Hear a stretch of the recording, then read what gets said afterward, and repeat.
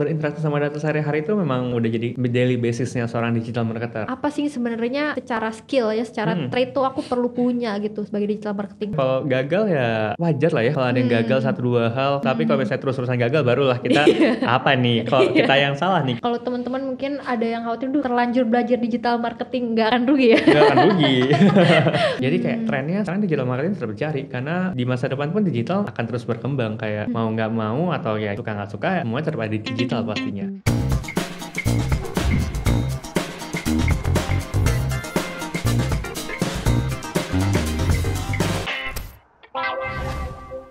Halo teman-teman semua, selamat datang kembali di Deep Talks oleh Dibimbing, dan ini adalah episode kedua buat bahas seputar karir di bidang digital. Oke teman-teman, jadi kemarin setelah kita udah bahas-bahas, mungkin teman-teman udah nonton juga ya yang episode 1 nih, bahas seputar urgensi berkarir di bidang digital, dan juga mungkin menjawab perasa ragu-ragu teman-teman ya untuk mulai berkarir di bidang digital, entah itu topik manapun ya, yang penting di bidang digital. Dan kita juga sempat dengar cerita langsung dari CTO-nya Dibimbing nih, bahwa berkarir di bidang digital tuh promising banget teman-teman.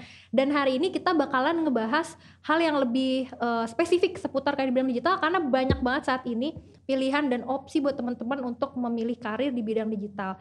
Ya kita semua udah tahu ya teman-teman, sejak pandemi ini makin banyak hal yang perlu diotomasi, termasuk marketing ya. Dan hari ini buat teman-teman yang interest banget dengan dunia pemasaran yang gak akan pernah habis pembahasannya, karena itu adalah ranah yang akan terus berkembang, kita bakalan bahas putar digital marketing di session kali ini, karena digital marketing super interesting buat banyak orang dan bisa jadi pilihan yang sangat menjanjikan ya buat teman-teman mungkin yang pengen career shift dari jurusan kuliahnya mungkin, atau pengen upgrade ilmu marketing sebelumnya gitu ke arah yang lebih digital. Nah hari ini aku udah bersama bicara yang expert banget di bidangnya, udah punya pengalaman banyak di ranah digital marketing, dan tentunya bisa jadi jawaban buat teman-teman kalau ada pertanyaan atau keraguan nih untuk memulai karir di bidang digital marketing. Dan pada hari ini aku udah bersama Mas Rizvi Maulana. Halo Mas Rizvi. Halo Mbak. Jadi Mas Rizvi Maulana ini adalah seorang senior digital marketing di Pintu teman-teman. Jadi akan sangat cocok kalau misalkan kita mau gali seputar apa sih yang ada di dalam digital marketing, dan mungkin what to do juga, hidden gem dari ini ya, dari karir ini ya. Betul, Mas ya. Betul. Mas Rizvi berarti sekarang udah berapa tahun berkarir di bidang digital marketing nih sampai sekarang? Kalau berapa tahunnya ya Mbak, kurang lebih kalau dari lulus kuliah mungkin udah 6-7 tahun. Tapi kalau misalnya informal nih, kayak karena digital marketing tuh bisa dikerjakan dari mana aja kan ya. Jadi betul. Waktu saya kuliah pun saya udah freelance di beberapa perusahaan untuk mengerjakan kayak social media activities gitu. Jadi mungkin kayak udah kurang lebih 8 tahun saya bergulat istilahnya di dunia digital marketing ini. Jadi emang sejak kuliah udah aktif juga ya Mas, ngegali-gali marketing dan segala ininya. Betul. Ya, sosial medianya. Iya, karena kan tadi kan digital marketing bisa dikerjain di mana aja dan kapan aja. Jadi kayak saya dari kuliah pun juga bisa nyambi jadinya. Oke Mas, nih mungkin teman-teman penasaran juga ya seputar backgroundnya Mas Rizvi, terus juga jurusannya apa sih dulu gitu ya, kok bisa nyambi sama freelance digital marketing. Nah teman-teman mungkin pengen tahu, boleh cerita nih Mas Rizvi. Oke, dulu tuh kuliah jurusannya komunikasi, konsentrasinya di komunikasi massa. Jadi emang sebenarnya saya ini harusnya menjadi seorang jurnalis atau menjadi reporter atau jadi video maker, videographer, yang kurang lebih yang media-media gitulah. Dan waktu itu juga saya kuliah belum ada sih pelajaran atau mata kuliah kayak digital marketing, sosial media itu belum ada. Jadi itu saya benar-benar otodidak nih, dari saya nyambi-nyambi di beberapa perusahaan, di digital agency atau advertising agency.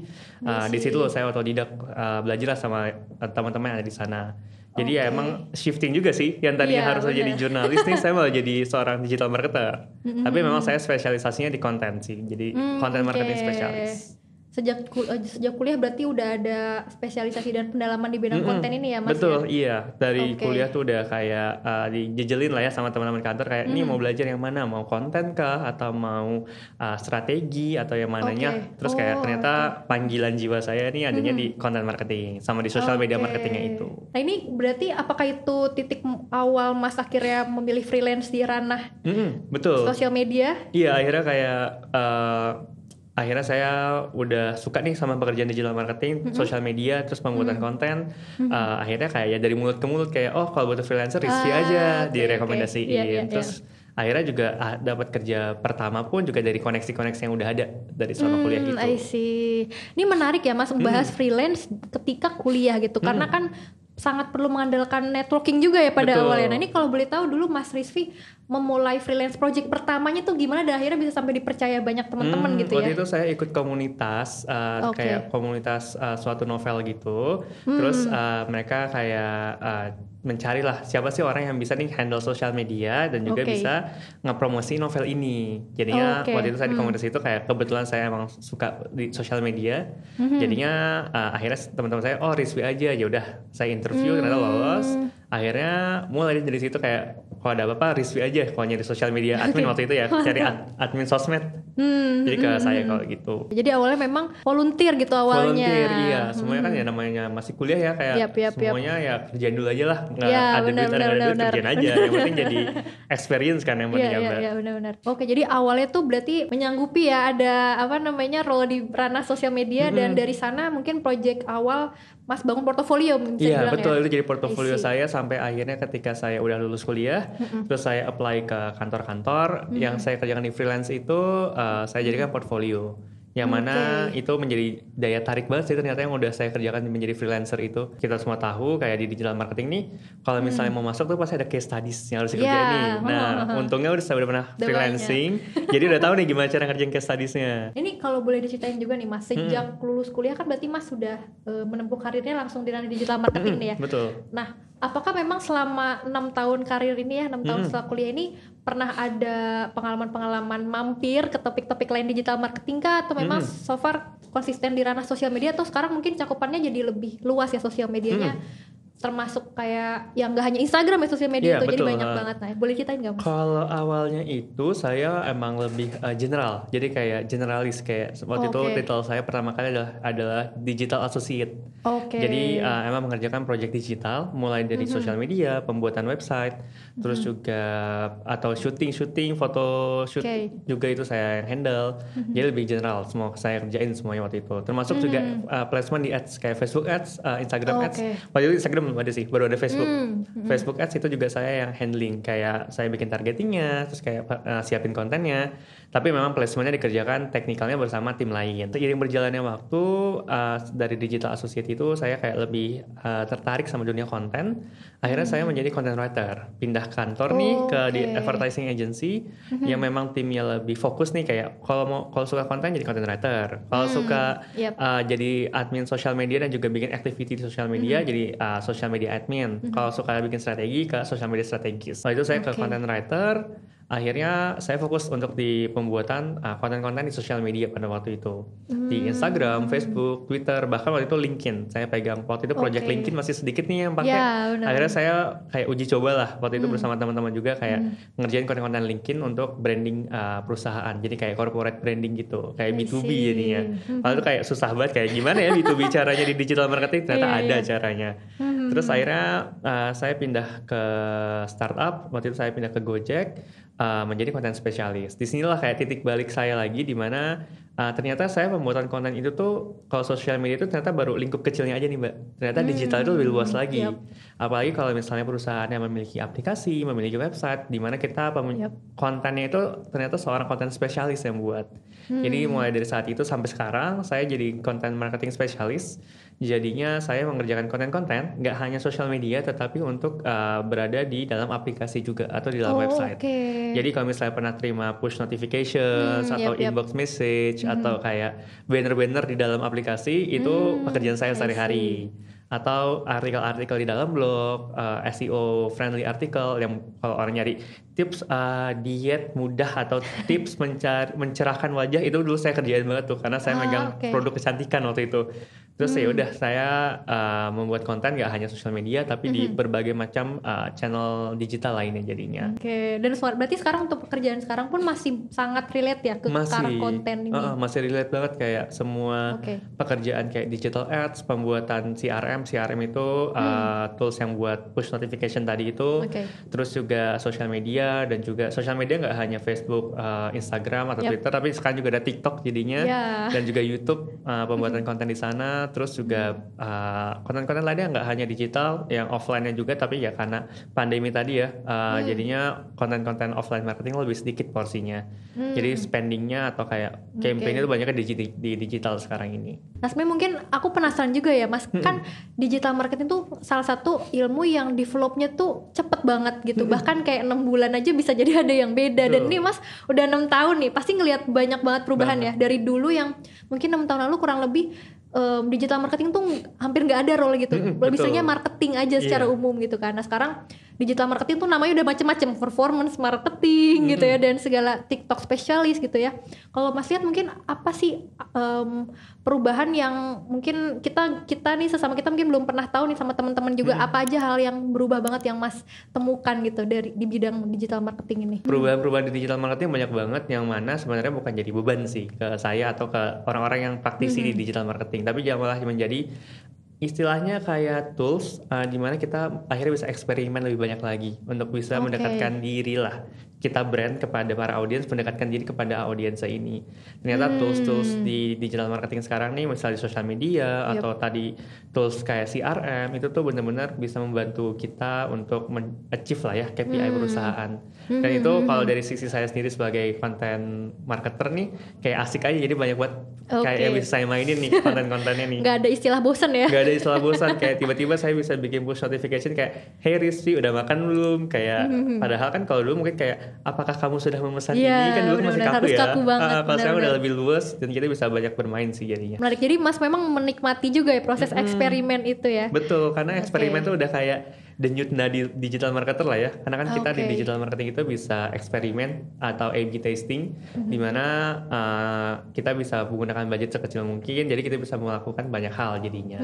Karena kalau misalnya offline marketing kan kita kalau sekali placement gede nilainya ya, kalau digital marketing kan kayak murah dan bisa kita turunin kapan aja, jadi kita bisa eksperimen terus. Itu disitulah menjadi challenge atau akhirnya menjadi kesenangan juga sih. Lebih measurable juga berarti eksperimen digital measurable, terus juga impactful juga, bisa langsung kita track juga tuh jadinya, apakah konten yang kita buat nih akhirnya bisa menjadi sales atau enggak, itu bisa di track di digital marketing. Apa yang Mas lakukan supaya nggak pernah overwhelming sih Mas dengan segala perubahan itu, bahkan mungkin dalam satu kantor aja mungkin banyak banget perubahan di dalam satu skop pekerjaan Mas. Kira-kira pernah nggak sih Mas ngerasa kayak aduh berubah lagi, perasaan kemarin planning berubah lagi gitu, udah nggak relevan lagi gitu? Apa yang buat Mas tetap bisa beradaptasi ya gitu dengan segala tuntutan itu? Iya bener sih, tapi overwhelming tuh pastilah kita alamin lah ya, banyak perubahan itu tuh kayak apalagi sini yang berubah, terus apalagi sini brief yang berubah, karena digital itu bisa kita ubah-ubah, kadang-kadang target audience atau targeting ads-nya atau targeting platform itu kita bisa ubah kayak kapanpun kita mau, jadi kayak brief bisa berubah terus. Overwhelming banget, kayak aduh berubah lagi. Tapi lama-kelamaan malah kita jadi tahu patternnya sih, malah jadi lebih kritis. Aku tuh jadi kritis banget, kayak kalau dapat brief nih kayak kalau pas aku bikin kontennya kayaknya nggak cocok deh kalau target audiensnya seperti ini, jadinya ngobrol lagi nih sama tim lain, kayak kalau yang kayak gini kayaknya nggak cocok, lebih baik kayak gini, jadi lebih kritis. Itu sebenarnya jadi skill development juga tuh, karena perubahan-perubahan yang ada di digital marketing tuh akhirnya bikin aku jadi banyak skill-skill baru lah, kayak harus cepat beradaptasi, terus jadi kritis terhadap suatu hal, jadi nggak plek-plek kan kita terima brief terus kita langsung bikin tuh enggak, jadi baca ulang lagi terus kayak konfirmasi lagi nih apakah udah benar atau belum, atau kayak ada yang nggak sesuai kita kasih tahu. Skill komunikasi juga jadi makin lancar gara-gara ya harus ngobrol banyak pihak lah ya, kayak ke graphic designer, terus ke tim-tim product marketing atau performance marketing tuh jadi banyak buat koordinasi. Kadang-kadang kalau misalnya saya bikin konten nih dari akunya ada yang kelewat, kadang-kadang nggak ada graphic designer yang bakal ngingetin kayak Riz kayaknya ada yang kurang di sininya, karena kan mereka juga part dari tim marketing ya, jadinya kayak mereka juga aware juga nih karena di digital kayak gimana, mereka jadi kasih feedback juga nih ke kita sebagai anak-anak kontennya. Ya kalau aku bilang sih kayak emang gak akan cepat kok semuanya bisa beradaptasi, tapi kalau kita thriving atau kayak kita emang mau terus nih ngerjain, pasti akan bisa menghadapi itu semua. Menarik. Jadi memang overwhelming itu pasti ya. Iya pasti. Tapi adaptif, solusinya berarti harus menjadi adaptif itu sendiri ya, karena sebenarnya ketika kita overwhelming akan kedorong untuk punya skill yang lebih efektif ya, ngadepin hal kita harus tersebut. Kayak jadi nggak tambah saja kayak gimana ya caranya biar bisa kerjaan itu jadi efektif dan efisien, time management jadi lebih bagus kan, gimana caranya. pasti gara-gara si overwhelming tadi. Itu pasti dialami lah ya. Kita sebagai manusia pasti overwhelm ya. Oke, krusial banget ya berarti Mas buat punya growth mindset gitu sih. Biar kalau ngeliatin maksudnya ketika menemukan kegagalan tuh jangan sampai buat minder gitu. Bener, iya jangan sampai minder. Kalau gagal ya wajar lah ya kalau ada yang gagal 1-2 hal. Tapi kalau misalnya terus-terusan gagal barulah kita apa nih? Kalau kita yang salah nih kayaknya. Tapi kalau misalnya sekali 2 kali gagal, kita bisa lihat lah learningnya apa sih di situ yang bisa jadi improvement kita ke depannya, nggak hanya kita sendiri atau mungkin jadi satu tim juga atau kayak dari campaign-nya kita bisa jadi learning lah ya. Karena kan tadi kan bisa di measure digital marketing itu. Oke, menarik banget ya teman-teman. Udah banyak banget tadi insight seputar digital marketing. Nah sekarang aku lebih penasaran sih Mas dengan sekarang nih udah ada tren pandeminya udah agak mereda gitu. Dan orang udah mulai banyak yang berkeluaran udah cukup lama juga beberapa bulan terakhir. Sebenarnya pemposisian digital marketing ini sepertinya masih tetap promising, tapi marketing versi yang offline ini kalau dari yang Mas lihat ya secara tren mungkin dari pekerjaan, apakah sudah menjadi fokus juga Mas di bidang marketing itu? Kalau sekarang mungkin malah kalau aku bilang sih lebih orang-orang atau perusahaan-perusahaan ini ya tetap mencari orang-orang digital marketing sih. Karena mungkin akhirnya mereka menyadari kalau pada saat pandemi kemarin nih menggunakan digital marketing itu lebih efektif dan efisien untuk achieving target sales atau target lainnya lah ya untuk suatu perusahaan tersebut. Yang akhirnya mungkin jadinya sekarang tuh masih tetap mencari banget nih orang-orang digital marketing. Ya aku sering lihat di LinkedIn atau di platform lainnya kayak lowongan-lowongan tuh masih banyak banget nih nyari kayak content marketing spesialis atau content producer atau konten-konten lain itu masih malah jadi banyak banget nih request ya, bahkan dari perusahaan-perusahaan yang notabene mungkin lebih korporat atau lebih konvensional jualannya. Jadi kayak yang tadinya mungkin mereka awalnya belum banyak banget terjun di bidang digital, akhirnya mereka mencari orang digital. Saya kayak aku pun dulu juga sempat di hijack nih sama salah satu perusahaan corporate yang tua banget lah ya untuk nge-handle digital marketing tapi untuk HR. Jadi mungkin selama ini kita mikir digital marketing itu hanya jualan barang ya, jualan barang, jualan service. Ternyata dari sisi human resource pun mereka sekarang udah mulai bergerak di digital marketing. Gimana caranya menarik perhatian potensial talent di luar sana. Kayak itu nggak pernah kepikiran mungkin di 5 tahun kebelakang, tapi saat pandemi ini kayak kita harus mulai nih digital marketing. Karena kita nggak bisa roadshow lagi kayak job fair, kampus fair tuh udah nggak bisa kan pas pandemi. Jadi kayak trennya sekarang digital marketing terus berjari karena di masa depan pun digital ya akan terus berkembang kayak mau nggak mau atau ya suka nggak suka semua terpakai di digital pastinya. Kalau teman-teman mungkin ada yang khawatir, terlanjur belajar digital marketing nggak akan rugi ya? Nggak akan rugi. Karena memang masih efektif banget ya penggunaan ini ya Mas? Masih efektif banget kayak sekarang yang tadi HR yang sekarang mungkin udah terkenal banget sebagai sebutannya employer branding tuh. Jadi kayak udah rebutan juga nih di digital. Kayak potensial talent tuh berkeliaran sekarang di digital. Mungkin itu juga ya kenapa banyak banget kayak generasi milenial atau generasi Z kayak sering loncat-loncat mungkin karena tawaran dari di digital ini tuh banyak banget kali ya. Gimana sih seorang digital marketer gitu ya berinteraksi sama data gitu sehari-hari Mas? Berinteraksi sama data sehari-hari itu memang bukan wajib ya, tapi memang udah jadi daily basisnya seorang digital marketer. Misalnya kayak aku yang megang konten, bikin konten pun akhirnya juga harus melihat data. Kayak dari hasil visual yang udah dibuat, dari copywriting yang udah dibuat, kayak ada di digital marketing itu namanya CTR, click through rate. Jadi berapa persennya orang engage dengan si kontennya, akhirnya mereka ngeklik.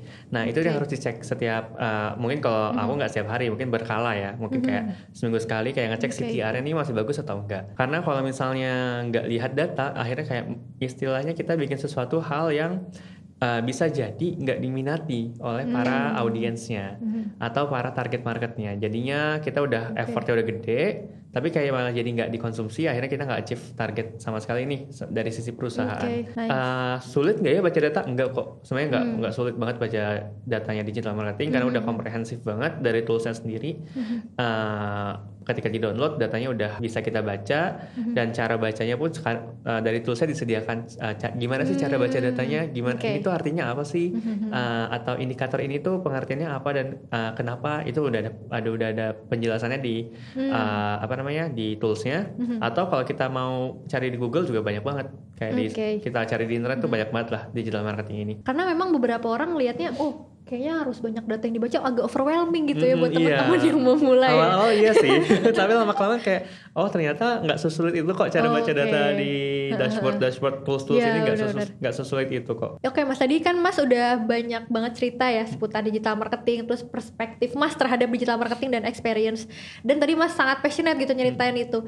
Aku sebenarnya penasaran nih, kalau menurut Mas dan perspektif Mas, apa yang paling menyenangkan sih dari digital marketing ini gitu? Apakah menyajikan konten yang menarik atau membaca tren atau apa gitu, mungkin Mas boleh ceritain? Kalau aku sendiri suka digital marketing tuh kayak karena bisa komunikasi dua arah.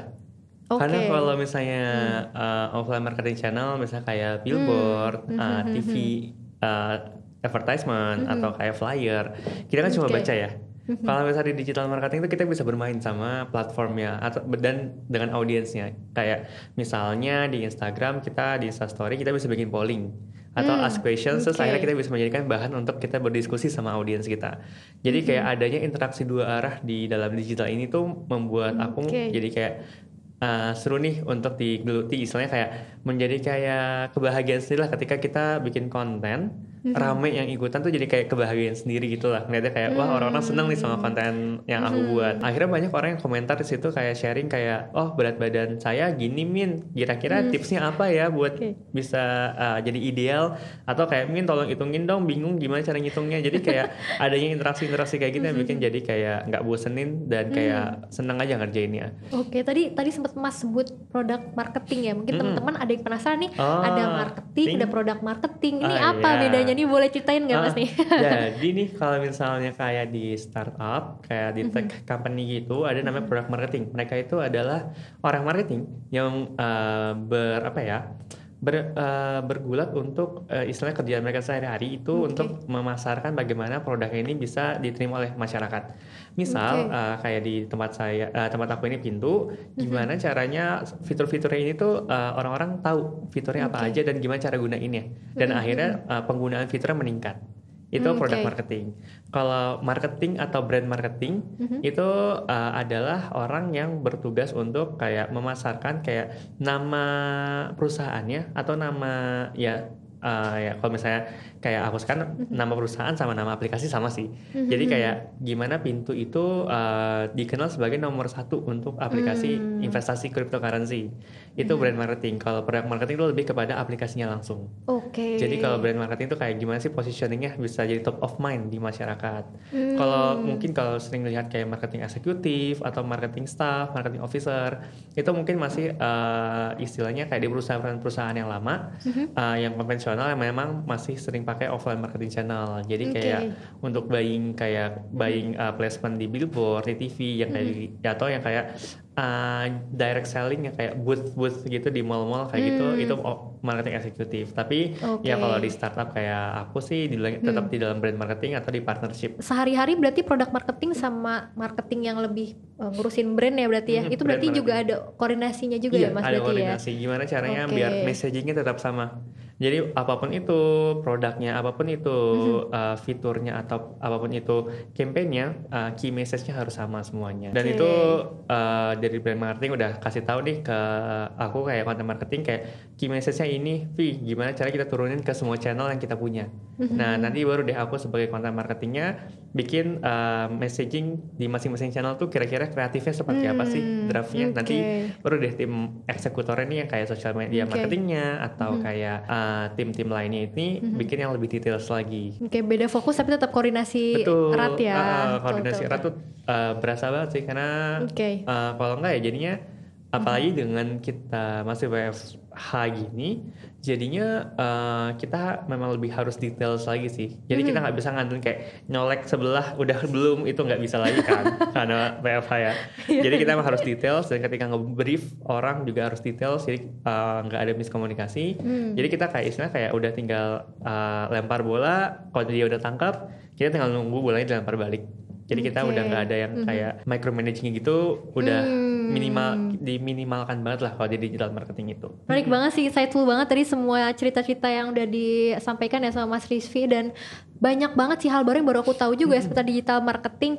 Dan ke depan nggak akan pernah berhenti ya, hal-hal baru itu pasti akan selalu ditemukan ya. Pasti, dan pasti ada hal baru lagi nih besok, lusa, atau di bulan depan, tahun depan pasti ada hal baru lagi di mana aku jadi harus belajar lagi, harus relearn lagi semua ini. Nah ini kalau boleh kita mau ngobrolin juga seputar dibimbingnya nih Mas ya. BTW nih Mas Rify adalah seorang mentor dibimbing juga ya teman-teman. Nih kalau boleh cerita udah dari kapan Mas ngajar dan biasanya ngajar kelas apa nih Mas di dibimbing? Mulai kapan ngajarnya itu, ini bulan Mei ya? Iya, bulan Mei ini baru ngajar. Oh, bulan ini Mei, ya, setelah start. Lebaran kemarin itu kelas pertama aku, kelas organik marketing. Jadi di situ istilahnya mendampingi lah para pesertanya gimana caranya membuat konten di sosial media yang secara organiknya tuh bagus. Jadi tanpa menggunakan ads istilahnya ya. Jadi kayak gimana caranya mereka bikin konten yang memang ketika diupload di Instagram tuh bagus nih. Kita mulai dari gimana caranya bikin brief yang benar, bikin konten pilar, terus juga konten planningnya, dan juga kayak brand statementnya. Jadi kayak brand kita ini apa sih? Dan itu hal-hal yang memang mungkin beberapa orang yang nggak berkecimpung di dunia marketing itu bingung, overwhelming mereka jadinya. Nah disinilah aku bertugas untuk mendampingi mereka gimana cara mereka bisa mengerti hal-hal tersebut dan akhirnya bisa membuat konten yang bagus. Terus kayak itu dua kali pertemuan sampai akhirnya melihat konten yang mereka bikin tuh akhirnya bagus beneran. Dalam waktu seminggu mereka bisa bikin konten yang bagus banget. Itu kayak seneng banget sih liatnya. Salah satu bentuk kepuasan juga ya. Betul, iya. Jadi emang baru di bulan ini tapi ternyata menyenangkan juga sih untuk mentoring di bimbing ini. Oke, nice. 1 bulan so far experience so good ya. Iya betul. First impressionnya bagus banget. Oke, nice. Nah ini Mas boleh cerita nggak ada hal yang berkesan nggak sih so far nih di 1 bulan ini mungkin baru ya, tapi ada hal yang berkesan nggak selama interaksi sama students dibimbing gitu, atau mungkin in general ngajarin mereka gitu ya? Kalau yang bikin berkesan banget tuh sebenarnya dari hal yang utamanya nih yang pertama kali aku ngeh adalah silabus dari di bimbingan itu emang full course digital marketing lah ya istilahnya, kayak dari awal, dari intro sampai akhirnya nanti ke bagian career sessionnya. Nah itu kayak dari awal sampai akhirnya itu emang udah lengkap banget nih kayak karena kan aku ketika ngajar pun harus tahu juga kan mereka tuh belajar apa sih dan kedepannya mereka akan belajar apa. Jadi kayak tahu porsinya di mana dan gimana caranya bisa menyambungkan antara pelajaran-pelajaran lainnya. Nah ini udah kayak terimpress banget dengan silabusnya lengkap dan akhirnya berani nih untuk coba jadi mentor. Dan ternyata pada saat sesi mentoring itu kelasnya tuh hidup banget. Hidup dalam artian semuanya aktif, kita interaktif, jadi nggak hanya aku yang ngomong doang, tapi juga para partisipannya juga ikut berbicara dan menanyakan hal-hal yang pertanyaan-pertanyaan memang mulai dari basic banget sampai udah advance banget. Jadi kayak terjadilah kayak istilahnya diskusi yang benar-benar kayak mencerahkan kita semua. Mungkin yang mereka belum tahu, jadi akhirnya tahu. Yang tadinya nggak jadi pelajaran, akhirnya mereka jadi terpapar juga karena hasil diskusi. Karena selain emang sesinya interaktif dan juga dari projectnya sendiri sih, yang akhirnya mereka tuh kayak terpacu untuk bikin sesuatu hal yang bagus. Misalnya kayak kalau di kelas aku bikin konten, mereka tuh nanya mulu kayak, Mas gimana sih cara bikin konten yang bagus? Mas CTA-nya atau call to action-nya kayak gimana sih? Mas ini mas. Kalau aku sih ya udah jawab aja lah ya. Terus ternyata dari hasil pertanyaan itu memang hasilnya jadi bagus karena memang secara silabus dan secara kelasnya sendiri itu emang udah details banget untuk bisa menjadi membuat suatu produk lah ya, suatu hasil dari kelasnya itu. Jadi nggak cuma ngelihat doang, tapi memang ada hasilnya. Jadi Mas kemarin sempat agak kaget juga, banyak banget nih pertanyaannya. Iya, terus kan rame ya. Kayak waduh, banyak banget pertanyaan, bisa nggak ya, keburu nggak ya dalam waktunya. Tapi untungnya mereka masih bisa nanya dalam lewat kelas manajernya, nanti kelas manajernya sampaikan aku, jadi aku masih bisa jawabin juga sih kalau misalnya nggak kejawab di kelas. Sih karena terbatas juga ya waktunya. Terbatas. Memang ngajarin orang itu kadang agak challengingnya di menjawab pertanyaan ini ya. Kadang juga bisa jadi pertanyaannya serupa kayak kita udah ngejelasin tapi ternyata mereka ada yang nggak paham gitu ya. Iya betul. Nah, kalau dari Mas Didi sebenarnya apa sih yang paling enjoyable gitu ya dari proses sharing gitu? Karena kan Mas kayaknya aktif ngajar juga nih. Yang bikin saya enjoy dalam mengajar sebenarnya adalah sharing kepada orang lain sih. Karena kayak aku tuh punya ilmu, aku memang belum banyak banget, tapi ada yang bisa aku bagikan ke orang lain istilahnya. Yang mungkin akhirnya nanti dari yang udah saya bagikan ke orang lain ini yang jadi lebih expert dari saya mungkin aja kan. Itu yang bikin aku senang banget untuk sharing. Karena ya adalah suatu impact yang bisa aku berikan juga nih kepada orang-orang sekitar dari apa yang aku punya sekarang ini. Mungkin salah satu jalannya adalah dengan cara berbagi ilmu yang aku punya. Dan itu menjadi kayak kepuasan sendiri ketika lagi ngajar. Dan juga nggak hanya di situ aja, tapi kayak pas lagi ngajarnya ini tuh kayak ketika berinteraksi sama partisipan tuh kayak menyenangkan banget. Dan gimana caranya kayak kadang-kadang terpacu juga kayak gimana ya caranya biar mereka tuh mengerti dan bisa mendampingi mereka sampai akhirnya ilmunya terserap dan bisa mereka pakai beneran. Di situ yang bikin kayak senang banget sih buat bisa ngajar gitu. Dan terutama ya di bimbing ini yang kelasnya itu yang udah fokus banget dan interaktif banget, jadinya tersalurkan juga akhirnya. Apalagi ngelihat hasilnya ternyata ada ya. Hasilnya ada beneran, jadi gak cuma ngomong doang nih aku 2 jam, tapi ternyata mereka beneran bikin akhirnya dari apa yang kita diskusikan kemarin itu. Oke, nice banget Mas, mantap ya. Jadi teman-teman kalau ada yang mau join bootcamp bimbing juga boleh banget ya, bisa langsung join, bisa langsung tanya-tanya juga ke tim di bimbing. Nah aku pengen nanya juga ke Mas Rizvi, tadi udah kita ngebahas banyak ya seputar digital marketing, seputar mungkin tadi experience Mas juga ketika ngajar gitu.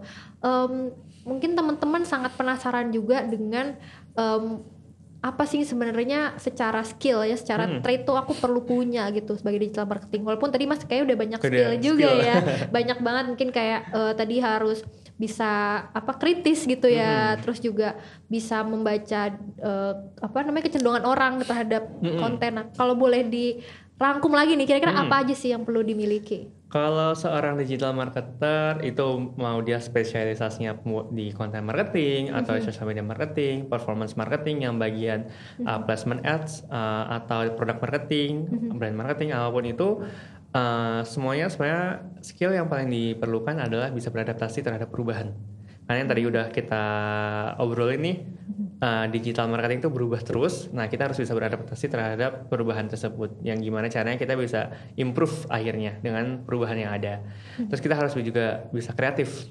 Karena di era digital sekarang kayak semua orang tuh bisa bikin konten, semua orang bisa bikin campaign. Gimana caranya campaign kita, konten kita itu bisa outstanding di antara konten-konten lainnya. Karena kalau misalnya kita benar-benar ingin tahu terhadap suatu hal, akhirnya kita kan attention to detailsnya itu. Dimana kadang-kadang dari data yang ada kita bisa melihat anomali atau kesempatan opportunity di mana kita bisa improve campaign kita. Di situ yang menjadi salah satu skill yang penting sih, kayak kita harus ada jiwa belajarnya itu sama attention to details. Karena kalau tanpa itu sih akhirnya kalau baca data nanti jadi kayak cuma scroll doang kalau kita nggak baca secara detail. Kalau seorang digital marketing itu harus bisa digital sih ya, harus paham teknologi. Melek teknologi gitu ya. Melek teknologi itu paling penting, karena kalau nggak melek atau melawan perubahan teknologi yang ada bakal susah untuk kita beradaptasi ke depannya. Misalnya kayak TikTok sekarang banyak banget dipakai untuk branding, untuk istilahnya untuk jualan, yang dulunya cuma buat orang joget-joget, tapi sekarang jadi malah ramai banget nih sosial media di TikTok, orang-orang main di TikTok. Nah itu kayak kita harus melek ada apa sih yang baru di digital marketing ini, dan kita nggak bisa melawan perubahan itu, malah kita yang harus mengikuti perubahan itu dan kayak istilahnya menggunakan opportunity yang ada di sana. Mungkin beberapa tips nih terakhir ya buat teman-teman semua.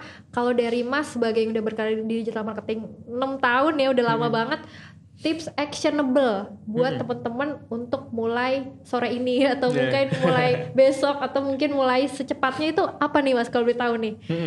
Kalau mau memulai nih berkarir atau belajar digital marketing, yang paling pertama adalah aktif di dalam digital sendiri. Ketika kita main di sosial media di Instagram, jangan kita asal upload doang, tapi kita harus pikir gimana sih caranya foto-foto kita bisa di-like orang. Dikritisi ya. Iya, di-like oleh orang-orang. Gimana caranya foto kita bisa kesebar di mana-mana. Nah, kita mulai dari diri kita sendiri aja. Gimana cara kita memarketingkan akun yang kita punya.